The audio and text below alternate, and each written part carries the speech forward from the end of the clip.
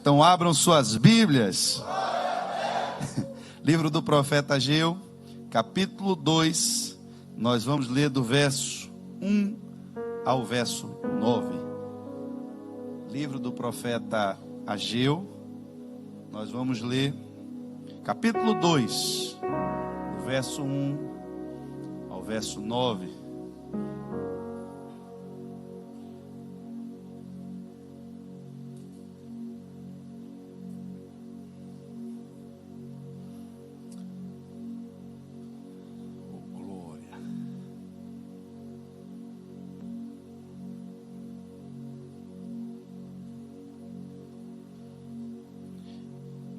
Todos acharam? Amém. Eu vou estar lendo na versão Almeida Revista Corrigida, que diz assim: no 7º mês, ao 21º do mês, veio a palavra do Senhor pelo ministério do profeta Ageu, dizendo: fala agora a Zorobabel, filho de Sealtiel, príncipe de Judá, e a Josué, filho de Josadaque, sumo sacerdote, e ao resto do povo, dizendo: quem há entre vós que, tendo ficado, viu esta casa na sua primeira glória? E como a vedes agora?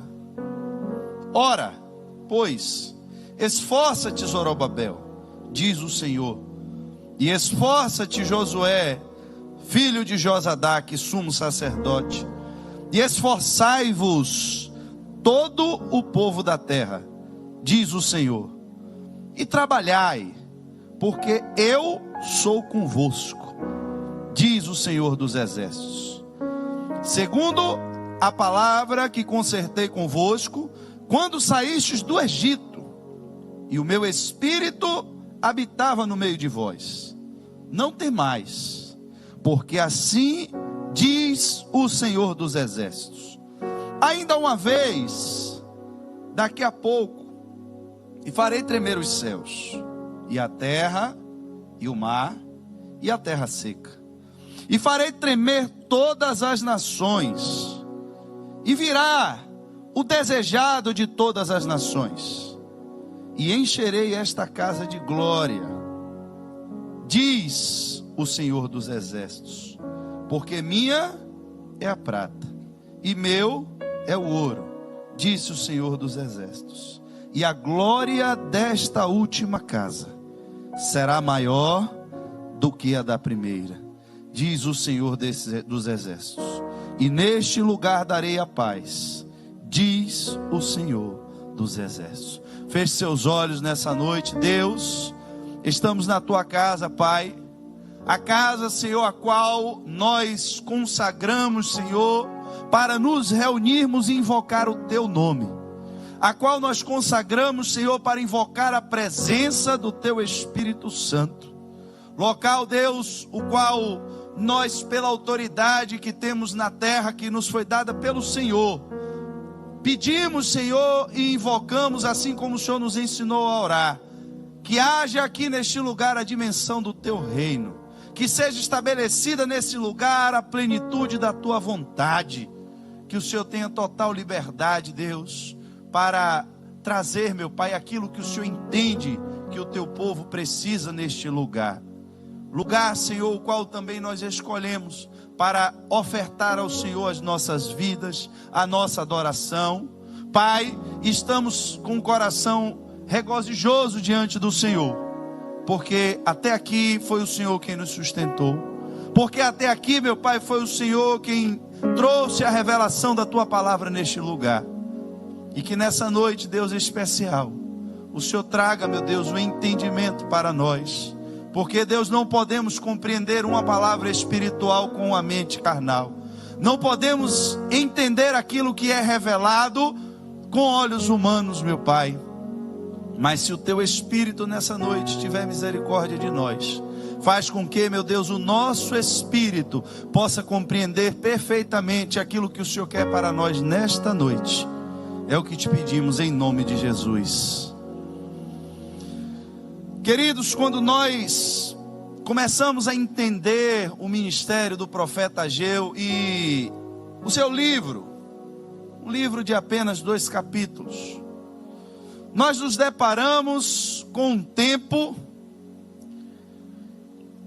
em que o povo de Deus foi levado de volta à sua casa, ao seu território.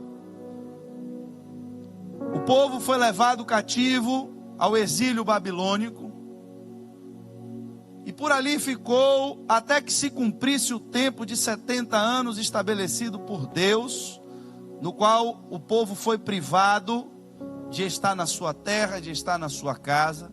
Mas quando esse período termina, esse período do cativeiro termina, o tempo de restauração de Deus começa na vida daquele povo. E Deus começa a enviar os seus escolhidos para a missão de reconstruir agora a cidade do povo escolhido de Deus. Mas algo acontece no meio desse processo de construção, porque os primeiros relatos que chegaram de Jerusalém é de que os seus muros tinham sido derrubados e as suas portas queimadas a fogo. E o templo do Senhor também havia sido destruído e os seus utensílios levados por Nabucodonosor, rei da Babilônia. E nós vemos como Deus começa a trazer um tempo favorável sobre a vida daquele povo. E eles começam a reconstrução de muitas coisas naquele lugar. Mas quando eles começam a reconstruir o templo do Senhor, algo acontece que aquela construção é paralisada. E a Bíblia vai nos mostrar através do profeta Ageu que o povo começou agora a tentar reconstruir a sua vida. O povo tentou agora correr atrás das suas plantações, dos seus negócios, das suas atividades. E o profeta se levanta no meio desse povo para dizer a eles que eles estavam trabalhando muito e colhendo pouco. Eles estavam se esforçando muito, mas tendo pouquíssimo resultado daquilo que eles estavam de forma tão incisiva se dedicando. Ele chega a comparar que é como se eles recebessem o seu salário e colocassem em um saco furado. E a conclusão do profeta agora é: a sua vida pessoal não está indo bem. Os seus negócios, eles não estão indo bem. A sua vida emocional, ela não está bem. Os seus relacionamentos, eles não estão indo bem.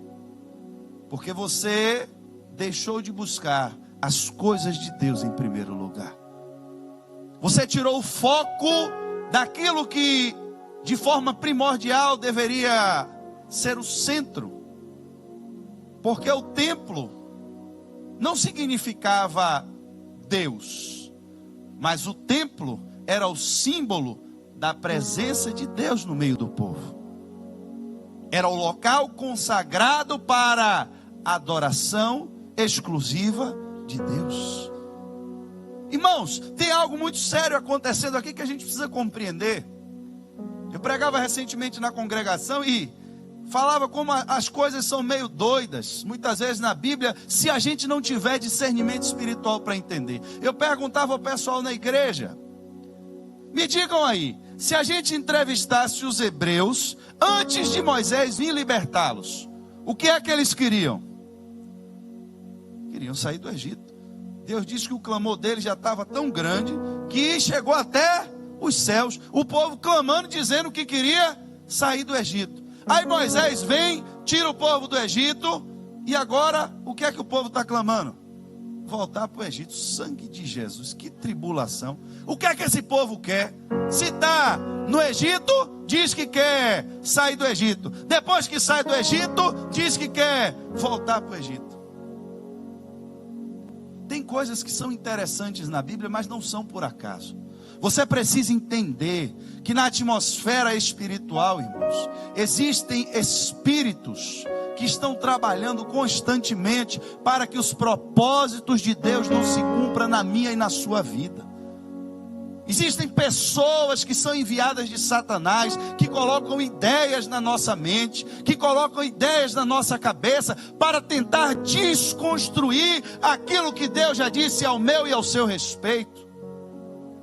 E quando nós estamos desatentos à voz de Deus, quando nós estamos desalinhados com o Espírito de Deus, corremos um certo risco, ou um sério risco, de nos comportarmos como aquele povo.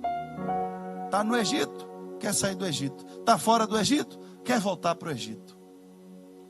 Aconteceu algo muito parecido com esse povo. Porque antes do exílio, Deus mandou profetas o tempo inteiro dizendo: vai ter castigo. Vocês estão andando fora da minha presença. Vocês estão andando no pecado. Não pensem que vocês vão desfrutar as minhas bênçãos e viver a vida de vocês do jeito que vocês querem. Ou vocês obedecem a minha lei, ou o castigo virá sobre vocês. Aí o pessoal diz: não é tempo de castigo. Não é isso que Deus está dizendo. A gente encontra no livro do profeta Jeremias, no capítulo 23... do verso 10 ao 18, a palavra de Deus diz assim: porque a terra está cheia de adúlteros, e a terra chora por causa da maldição, e os pastos do deserto se secam, pois sua carreira é má, e a sua força não é reta, porque tanto o profeta como o sacerdote estão contaminados. Até na minha casa eu achei a sua maldade, diz o Senhor.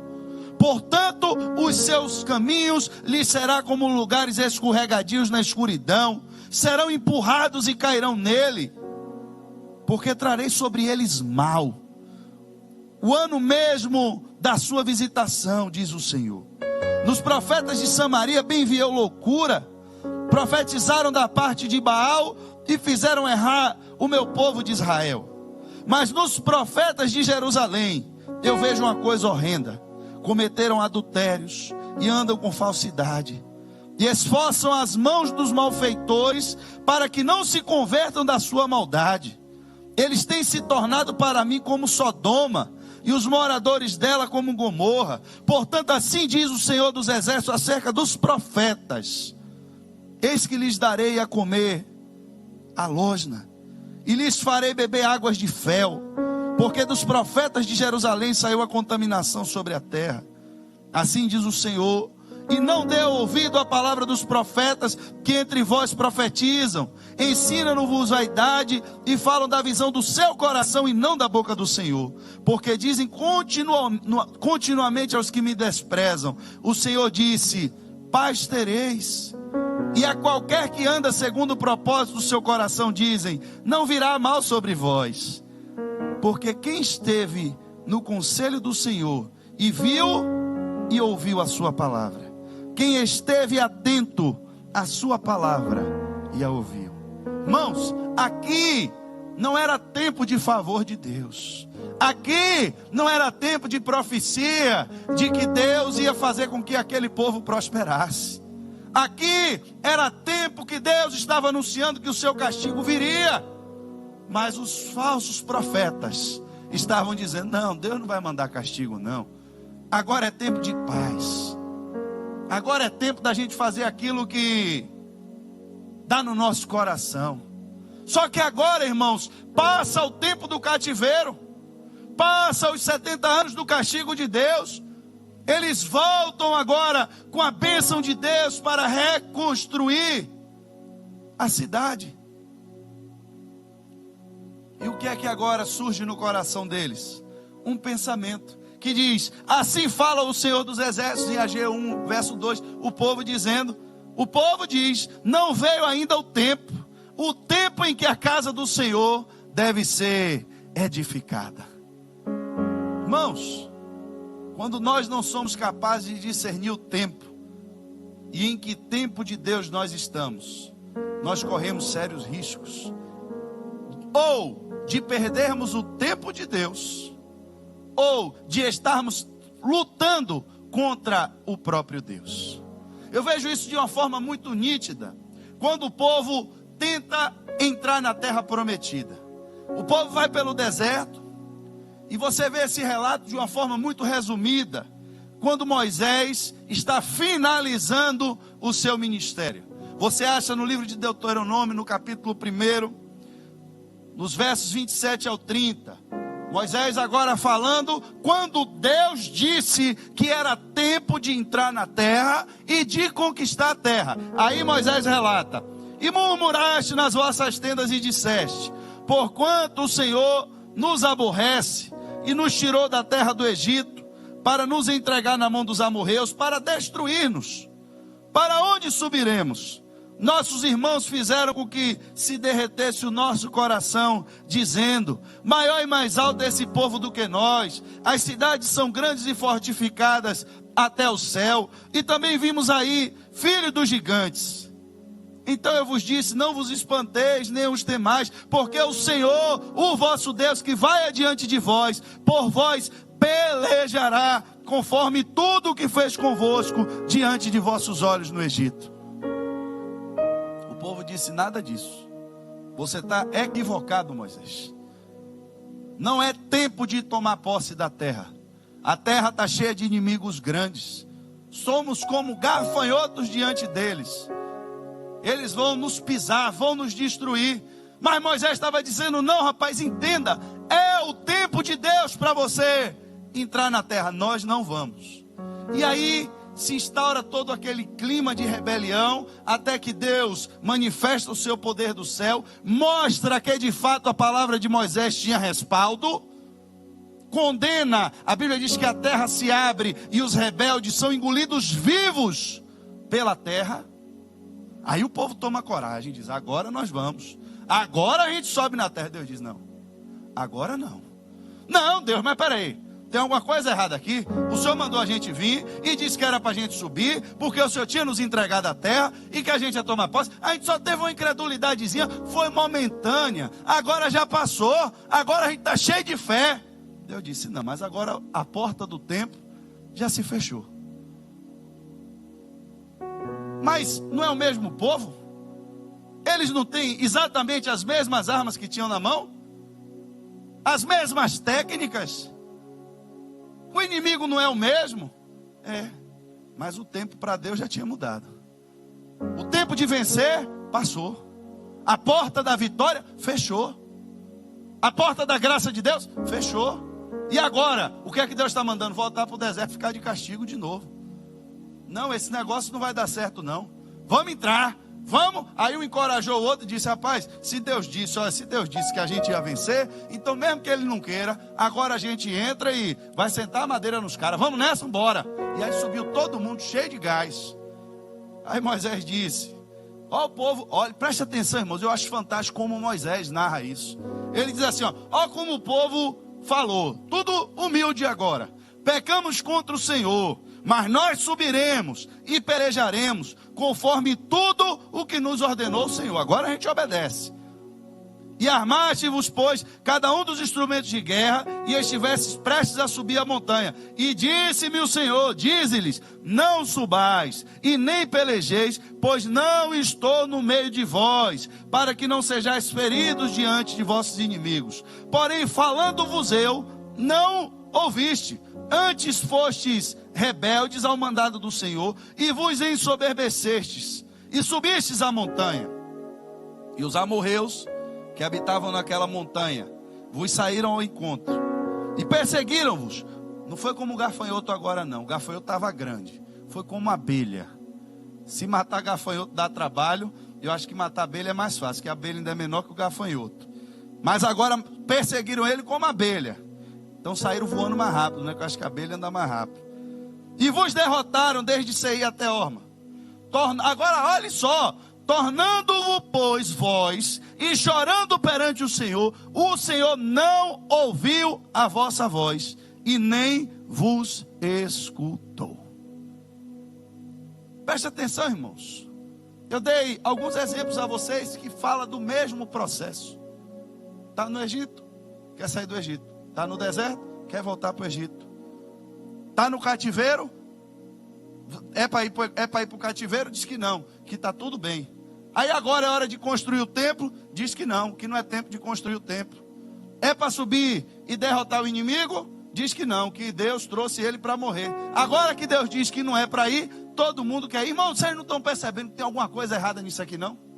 O problema nunca foi o inimigo. O problema nunca foi a percepção de o que ia ser enfrentado do outro lado. O problema é que o inimigo sempre vai colocar na cabeça daqueles que têm a promessa de Deus, a vitória para ser conquistada, de uma oposição à palavra de Deus que foi liberada. Tudo que Deus diz, o inimigo vai trabalhar para que o povo se comporte exatamente no sentido contrário. Se Deus diz que é para subir, o inimigo diz que não é para subir. Se Deus diz que agora não é para subir, o inimigo diz que é para subir. Se é tempo de sair do Egito, o povo quer voltar para o Egito. Se é tempo de ficar no Egito, o povo quer sair do Egito. Irmãos, quando nós não compreendemos em que tempo nós estamos, é assim que nós ficamos. Qual é o tempo de Deus? O que é que Deus quer agora? O que é que Deus quer com a minha vida agora? E tem gente que fica assim, irmãos, parecendo cego em tiroteio, atirando para todo lado. Não sabe o que Deus quer, não sabe em que tempo está. A própria Bíblia já nos ensina.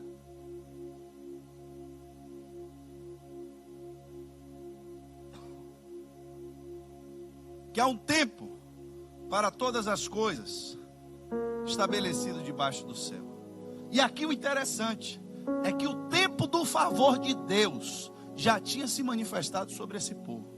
Deus já tinha decretado que era tempo de voltar à terra. Era tempo do favor de Deus e da bênção de Deus sobre o povo. Mas o povo estava agora sofrendo prejuízos, estava enfrentando derrotas, porque estavam buscando os seus próprios interesses. O problema não foi aqui que o povo armou uma rede, irmãos. Essas pessoas não armaram a rede debaixo de um pé de coqueiro e ficaram ali desfrutando de um suco de cajá fresco com gelo, esperando Deus fazer nada. Não, irmãos. O povo estava trabalhando e estava trabalhando duro. Estavam se esforçando e se esforçando muito. Só que o problema é que eles estavam trabalhando sozinhos. Eles ainda não tinham entendido que o propósito de Deus é que em primeiro lugar a adoração fosse restabelecida. Eles voltaram do cativeiro, mas ainda voltaram com a mente de escravo. Ainda estavam escravizados por eles mesmos agora. Não estavam entendendo o tempo em que eles estavam inseridos. Não tinham entendido ainda que a bênção de Deus estava sobre eles. E por quê, irmãos? Por causa da oposição. Nós confundimos muito as coisas. Achamos que tempo favorável de Deus é tempo de paz. Nem sempre, irmãos. Tempo favorável de Deus é tempo de vencer. Mas para vencer, muitas vezes, você vai ter que entrar na guerra. Tempo favorável de Deus de vencer, muitas vezes são os tempos em que se levantam os piores inimigos. Mas não é tempo de Deus? Tempo de Deus. A gente quer tempo de Deus da nossa forma e não da forma de Deus. Por que é que o povo recuou? Foi porque a terra estava desocupada, as casas lá com a chavezinha na porta pendurada, com o nome de cada líder da tribo escrito e dizendo: vem aí, tome posse. Foi assim? Não, Deus disse: você vai entrar, vai tomar posse, vai comer do melhor da terra, mas vai ter que entrar, lutar e tirar o inimigo que está aí. Essa é a parte que a gente não gosta de fazer. Essa parte a gente quer que o pastor faça. Essa parte a gente quer que o líder do nosso ministério faça. Olha, pastor, Deus já me deu uma bênção. Já disse que as promessas e os céus estão abertos sobre a minha vida. Mas tem ainda uma tribulação lá do inferno que eu não consigo vencer. Então eu vou fazer o seguinte: eu vou chamar o senhor para o senhor fazer uma campanha de oração pela minha vida. É o Senhor vai tirar agora uma semana. Eu senti de Deus, pastor, para o Senhor tirar. Sangue de Jesus. Eu senti do Senhor orar de joelho pela minha vida. De madrugada ainda. Tem crente, irmãos, que está dentro da igreja. O diabo roubando finanças. O diabo destruindo família. E às vezes ele vem para o culto. Você pergunta depois do culto: foi que o pastor pregou? Não, foi bênção. Como foi o culto? Foi bênção. Foi bênção mesmo, irmão? Foi bênção. Qual foi o texto que o pastor leu? Não, meu irmão, ele leu aquele negócio do Egito lá. Irmão, Egito tem na Bíblia toda, irmão. O cara fazer uma pregação para não envolver o Egito no meio, dá trabalho. O negócio é... Vem cá, meu irmão, durante a semana, qual é o período de oração? Você diz: não, oração, como é esse negócio de oração? Oração não é na igreja, quando a gente fica em pé e... Pois bem, você tira quanto período de jejum na sua casa, você na sua luta individual com Deus? Você tem apresentado diante de Deus quantas vezes por dia o seu problema? Não, meu irmão, eu vou chegar na igreja, a gente vai chamar os irmãos lá no final do culto, a gente faz uma campanha ali, cada um dá 10 contas, aí eu já pago a luz hoje, amanhã eu pago o gás. Irmão, em nome de Jesus, será que a gente vai ficar vivendo nisso até quando? Tem algo a ser reconstruído. O templo de Deus está aí, precisa ser edificado. Ah, mas é fácil, a gente vai meter a mão e vai começar a construir. O senhor não disse, pastor, que Deus está nos dando tempo favorável? Disse. Tempo favorável é tempo de vitória, mas tempo de vitória é tempo de luta. O povo começou a construir muro, irmãos, foi problema. Começou a edificar problema. Quando eles meteram a mão no templo, aí foi que acabou com tudo agora. Você vai encontrar a referência bíblica no livro de Esdras, no capítulo 4, do verso 1 ao 5.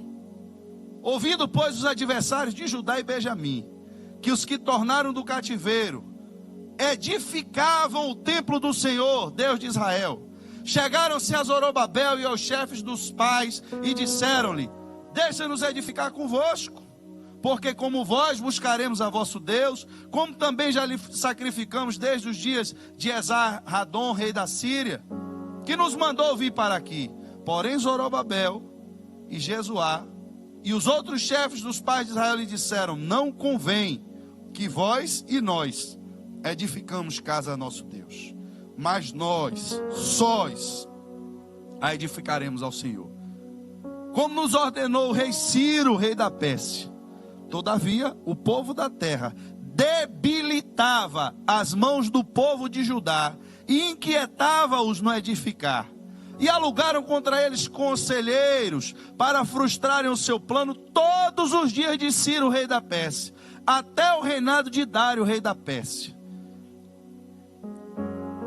Verso 5, verso 12. Saiba o rei que aí já é o povo levando a informação. Saiba o rei que os judeus que subiram de ti vieram a nós a Jerusalém e edificam aquela rebelde e malvada cidade, e vão restaurando os seus muros e reparando os seus fundamentos. Verso 24. Então cessou a obra da casa de Deus que estava em Jerusalém, e cessou até o ano segundo do reinado de Dário, rei da Pérsia. Irmãos, foram aproximadamente 18 anos de construção parada. O que eu acho mais engraçado é que sempre tem um mistério espiritual para justificar a covardia do povo. Deus mandou construir, mas estão já entregando a gente. Foram lá dizer ao rei que a cidade é rebelde e que isso vai dar problema. É melhor a gente parar com isso antes que levem a gente escravo de novo. Mas a gente vai divulgar esse entendimento? Se a gente disser que a gente está com medo de voltar escravo para a Babilônia de novo, é problema. Então o que é que a gente faz? Vamos sair daqui então com um mistério. Sempre tem que ter um mistério. Sempre tem que ter uma palavra espiritual. Mas é uma palavra espiritual sem discernimento.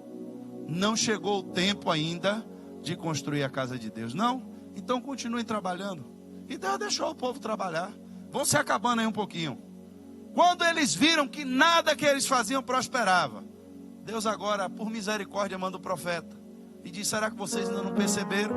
Será que vocês ainda não entenderam? Que enquanto vocês não colocarem o reino de Deus e a sua justiça em primeiro lugar, em vão vocês vão trabalhar. Irmãos, é claro, a Bíblia diz: se o Senhor não edificar a casa, em vão trabalha os que edificam. Se nós não colocarmos Deus no centro da nossa vida, irmãos, se não edificarmos para Ele o melhor da nossa vida, todas as outras áreas, irmãos, estão fadadas ao fracasso. Mas Deus sempre é misericordioso, sempre manda um profeta para alertar o povo, para trazer a sua palavra, a sua revelação. E aqui chega a palavra de Deus através do profeta Ageu. Você vê isso no livro do profeta Esdras também relatado, no capítulo 5, do verso 1 ao 2, ele vai dizer: e Ageu, profeta, e Zacarias, filho de Ido, profeta, profetizaram aos judeus que estavam em Judá e em Jerusalém, e no nome do Deus de Israel lhe profetizaram. Então se levantaram Zorobabel, filho de Sealtiel, e Jesua, filho de Josadaque, e começaram a edificar a casa de Deus, que está em Jerusalém, e com eles os profetas de Deus, que os ajudavam. Começou agora o trabalho, começou a ser reedificada a casa de Deus. Entenderam agora que o tempo era assim de edificar, era tempo de buscar a presença de Deus, era tempo de buscar a glória de Deus.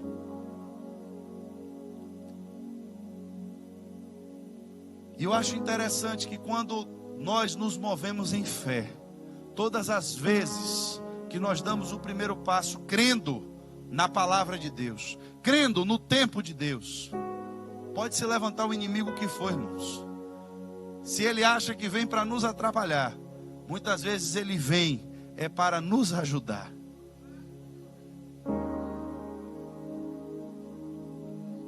Mas a gente tem que dar o primeiro passo. Estava todo mundo com medo de mexer de novo nesse negócio de tempo, que estava dando muito problema. Mas quando a palavra de Deus chega, alguém se posiciona e começa a reconstruir agora o templo de Deus. Aí a Bíblia diz que vem um governador para procurar saber quem foi que deu ordem para voltar a reconstruir esse negócio. É debaixo da autoridade de quem que vocês estão construindo isso? E a conversa vai chegar agora no rei Dário. Olha, rei, voltaram a reconstruir. Tem um ponto interessante que você vai entender um pouco mais na frente, porque ele diz que os anciãos do povo estavam agora também favoráveis à reconstrução desse templo. E quando eles chegam ali, o rei Dário manda buscar, junto aos tesouros da Babilônia. E quando ele chega ali, ele vai encontrar um memorial, escrito pelo rei Ciro, na qual ele diz: com respeito à casa de Deus em Jerusalém, essa casa se edificará para lugar em que se ofereçam sacrifícios, e seus fundamentos serão firmes, e a sua altura de 60 côvados e a sua largura de 70 côvados, com 3 carreiras de grandes pedras e uma carreira de madeira nova. E a despesa se fará da casa do rei. Tinha uma ordem pré-estabelecida de que a despesa para a reconstrução do templo seria feita pela casa do rei. E demais disso, os utensílios de ouro e de prata da casa de Deus, que foi transportado por Nabucodonosor, e estava em Jerusalém, estava na Babilônia, se tornarão a dar para que vão ao seu lugar, ao templo que está em Jerusalém, e os levarão à casa de Deus. Além de recobrar aquela promessa, aquela palavra que já tinha sido liberada, agora o próprio rei Dário diz: deixa-os na obra desta casa de Deus, para que o governador dos judeus e os judeus edifiquem esta casa de Deus no seu lugar. também por mim se decreta o que haveis de fazer com os anciãos dos judeus, para que edifiquem a casa de Deus, a saber que da fazenda do rei e dos tributos além do rio, se pague prontamente as despesas a esse homem, para que não sejam impedidos. Irmãos, é algo fantástico. Quando alguém se lança a cumprir aquilo que foi determinado por Deus, palavras que já tinham sido liberadas no mundo do Espírito, mas que estavam paradas em seu cumprimento, porque as pessoas que estavam ali designadas para fazer aquela obra pararam. Elas são trazidas de volta. Ordens de bênção, ordens de prosperidade. Tem muita gente, irmãos, que vem para a casa de Deus, começa a buscar a Deus e recebe uma promessa. E aí acredita que agora quem tem promessa de Deus não morre não, e por aí vai, e começa a sair dos caminhos de Deus e a viver o seu próprio caminho, esperando que a promessa de Deus se cumpra em um caminho fora do caminho de Deus.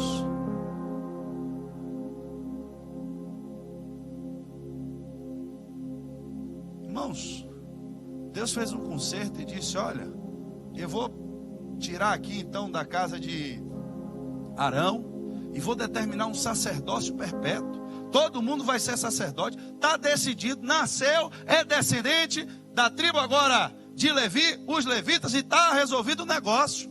Pois bem, aí daqui a pouco, meu irmão, o povo começa a se desviar dos caminhos de Deus. Aparece um sacerdote chamado Eli, que deixa os filhos dele bagunçados dentro da casa de Deus. Aí Deus diz: olha, eu tinha uma promessa sobre esse negócio aqui.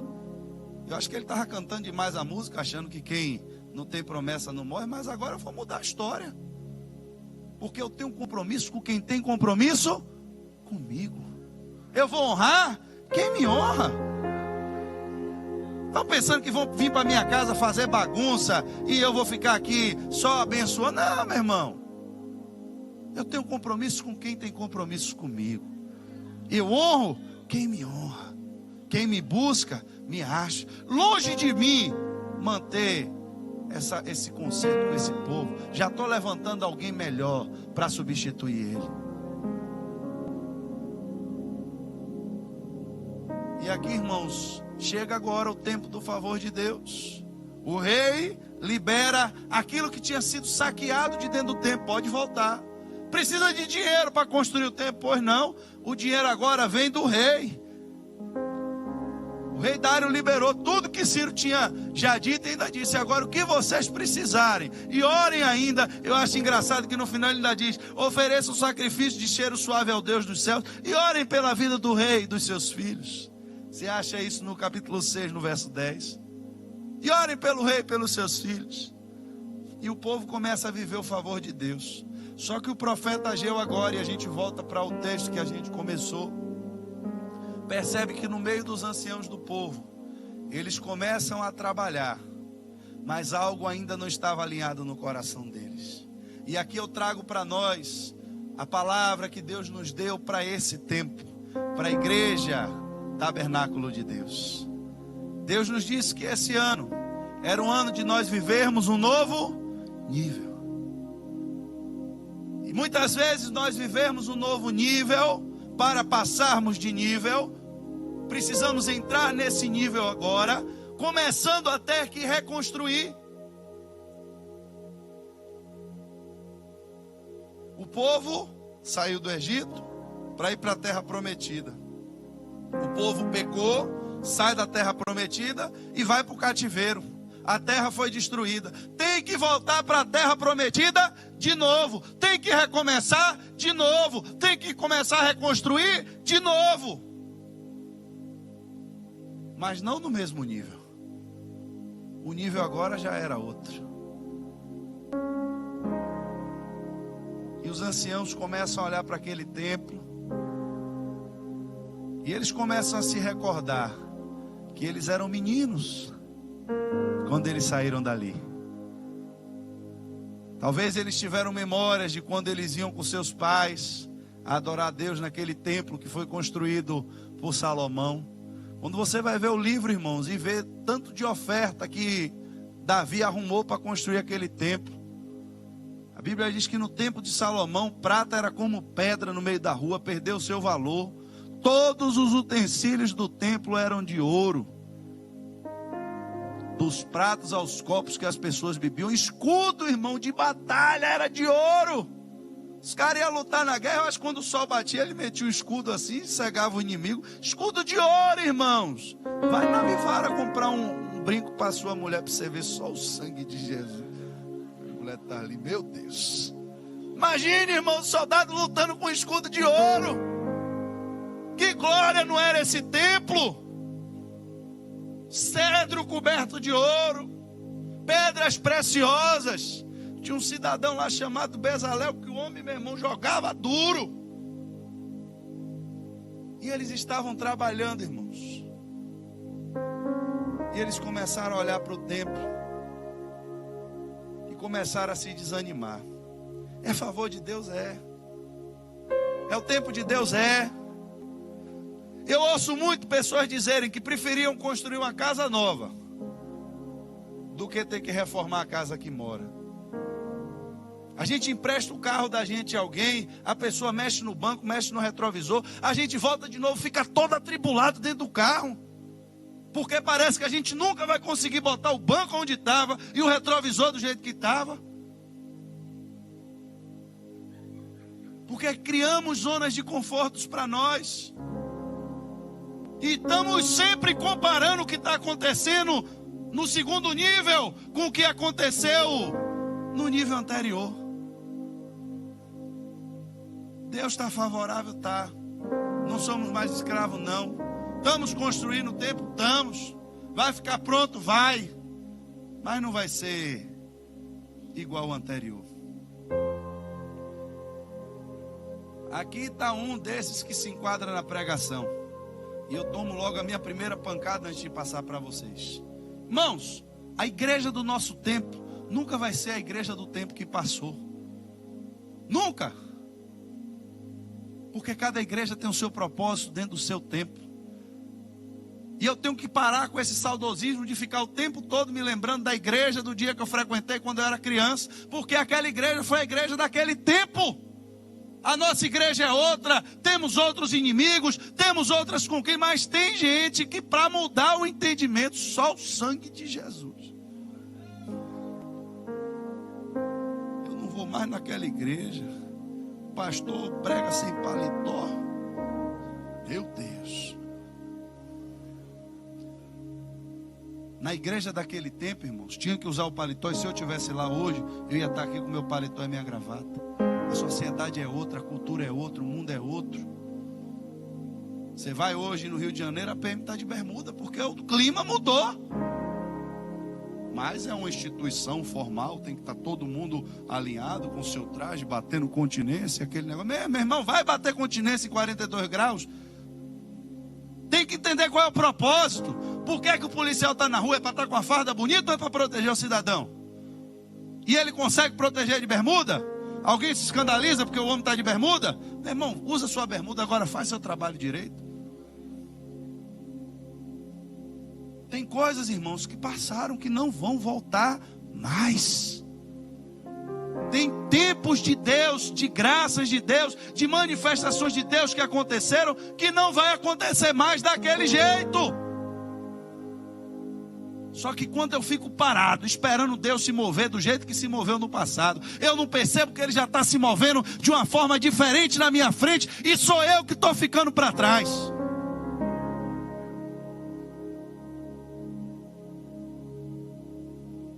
Ah, se Deus trouxesse dos mortos Bezalel, sangue de Jesus. Bezalel, irmãos, o rei disse que está lá, o que você quiser, pede. Pede. Vai lá, diz ao rei, eu quero diamante, manda diamante pro negócio aqui. Eu quero prata. Ele não disse quanto, não limitou. Ele disse, o que você precisar, peça. Mas o povo hoje já não é mais como antes, não. Se fosse no tempo de Salomão, eu acho que devia ter uns 3 que ficavam lá, né? os mestres de obra com uma bengalinha andando e só reclamando. Se fosse, aí, meu irmão, o profeta chega cheio da ira de Deus. Porque a ira de Deus não chega para destruir, ela chega para consertar. E aí ele diz: segundo a palavra da aliança que fiz convosco quando saíste do Egito. Volta para o Egito de novo, para mostrar que eles estavam vivendo um tempo de reconstrução, um tempo de tomada de posse de uma terra que não era nunca nem para eles terem saído dali. Mas já que voltou, é outro nível. Meu espírito que habita no meio de vocês não tem mais, porque assim diz o Senhor dos Exércitos: ainda uma vez, daqui a pouco farei tremer os céus e a terra, o mar e a terra seca. Farei tremer as nações e virá o desejado de todas as nações. E encherei esta casa de glória, diz o Senhor dos Exércitos. Vocês estão preocupados com prata e com ouro? Pois minha é a prata e meu é o ouro, diz o Senhor dos Exércitos. E a glória desta última casa será maior do que a da primeira. Escute aqui, irmãos. Ele não disse a beleza da casa. Ele não disse a riqueza da casa, o acabamento da casa, não. Vocês estão preocupados com ouro? Estão preocupados com prata? Aqui está quem é o dono do ouro. Vocês deviam estar mais preocupados com a minha presença do que com a estrutura do templo. Vocês têm que entender qual é o propósito do templo. Aqui ele está mostrando que aquele templo havia se tornado um símbolo de orgulho para aquele povo. Mas com um templo cheio de ouro, cheio de prata, cheio de diamante, o templo ficou e Deus se foi e ninguém viu, até o dia que eles foram levados cativos para a Babilônia. Estavam adorando quem? Estavam ouvindo quem? Aqueles falsos profetas que a gente leu no início? Porque o Deus do templo já tinha caído fora do templo, já tinha algum tempo. Mas o templo continuava. O ouro continuava. A prata continuava. A estrutura continuava. Mas cadê o Deus do templo? Aí agora vamos reconstruir de novo o templo. Bem não terminou o templo, já está o povo de novo preocupado com o ouro, com a prata. Peraí, meu irmão. Eu sou o dono do ouro. Eu sou o dono da prata. Vocês têm que estar preocupados com a minha... Pois eu vou dizer uma coisa a vocês.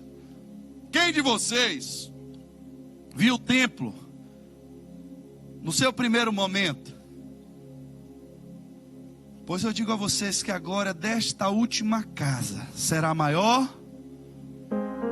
Aí eu me intriguei, porque eu fui ler em Esdras, no capítulo 6, verso 16, para ver quando finalizou o templo.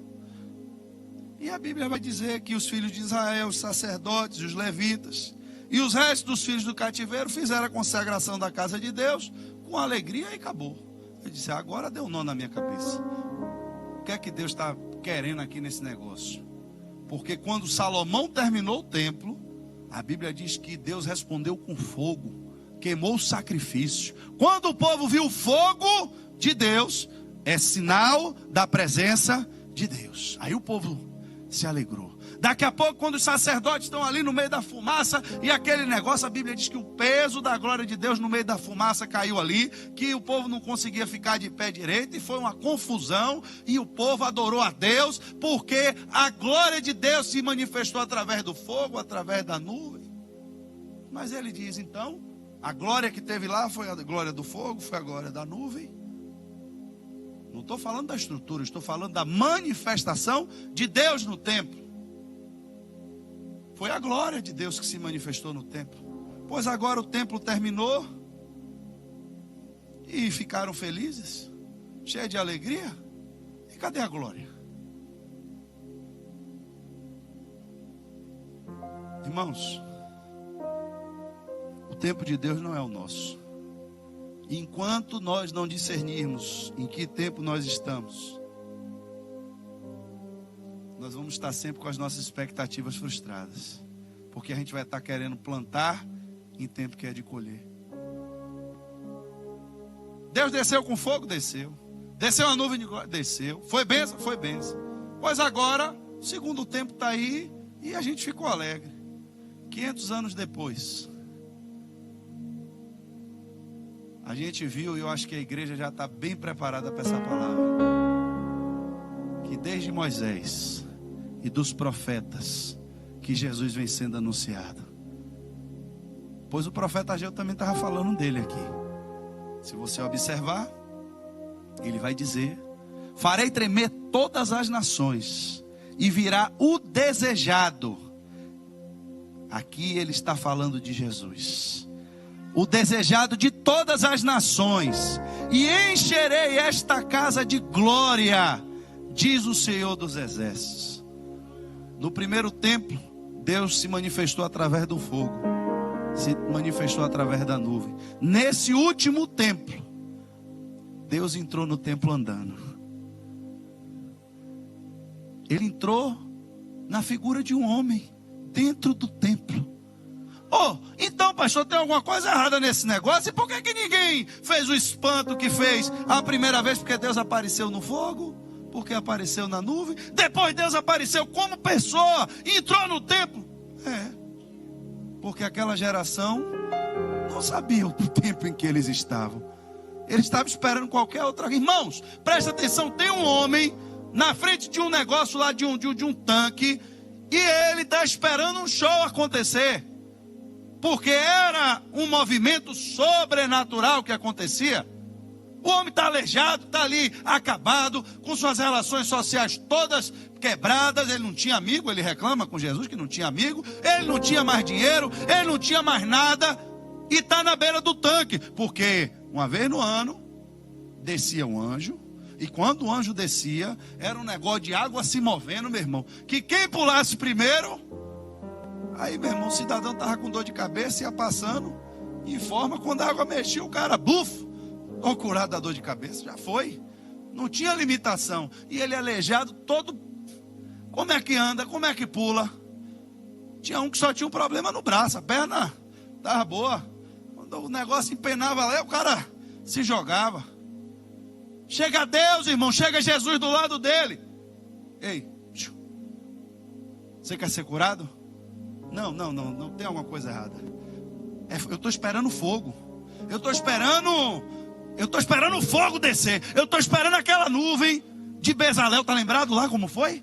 Depois que fez tudo, desceu um negócio de um fogo aqui que queimou um bocado de bicho. E depois desceu um peso de uma nuvem que parecia que os sacerdotes estavam tudo bambo aí dentro desse negócio. Eu estou esperando isso para eu ser curado. Não, meu irmão, presta atenção. Não precisa mais anjo descer, não precisa mais água se mover. Pega a sua cama e vai embora, meu. O tempo mudou, o nível da manifestação de Deus mudou. Quem está esperando fogo, quem está esperando nuvem de glória, está perdendo de desfrutar a presença de Deus em forma humana. Tem gente, irmãos, que está vindo para a igreja ainda, querendo ver, e Deus está passando. Jesus está se movendo, Jesus está curando, Jesus está salvando, Jesus está libertando. Tem gente que está entrando aqui rapidinho, Deus está mudando a vida, está prosperando, a pessoa está virando uma bomba atômica na mão de Deus e está fazendo e acontecendo, mas eu não estou vendo nada. O problema está em você, irmão. O problema está em você. Por quê? Porque você ainda está com a expectativa de um tempo passado, de um templo passado. Não entendeu que o nível mudou. Não é a glória da segunda casa, não, irmãos. É a glória da última casa. É o último templo. Porque depois daquele templo, Jesus disse: vocês vão derrubar esse templo aí e eu vou reconstruir em 3 dias. Porque a estrutura de adoração também mudou. Então isso quer dizer que se a gente ficar esperando Jesus entrar agora como pessoa aqui dentro, ele não vai entrar não, irmãos. Como pessoa, não. Quando ele vier como pessoa agora de volta a esse mundo, ele já vem para poder resolver o negócio de uma vez. E então, como é que a gente está dentro da igreja hoje? E o que é que acontece aqui? Porque eu também queria ver a glória de Deus. Fique em Jerusalém, porque a estrutura do templo mudou. Vós agora sois templo do Espírito Santo de Deus. Vamos reconstruir? Vamos. Vamos começar do zero? Vamos. Mas em outro nível. E vai ter muita gente, pastor, querendo estrutura. Vai ter muita gente querendo TV, retorno, querendo ar-condicionado, cadeira acolchoada. O que tem agora é a presença do Espírito Santo.